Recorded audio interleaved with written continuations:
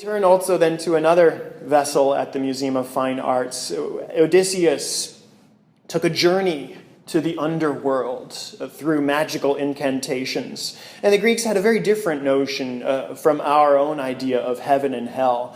The afterlife in Greece was one of bleak, wandering souls, shades, specters, we might call them today, or ghosts even.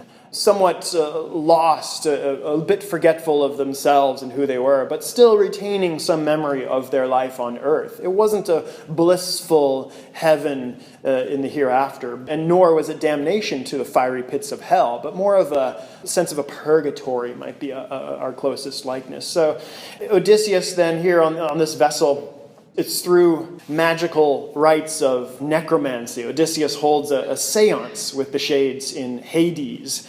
The idea of sacrificing a ram and a ewe so that the countless shades of the dead and the gone would surge around him. This blood offering, and then the dead come attracted by the smell of the blood.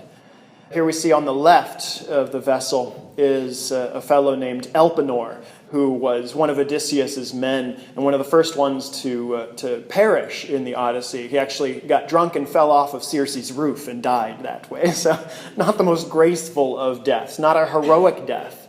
And so since he hasn't had a heroic death, he's a suffering spirit.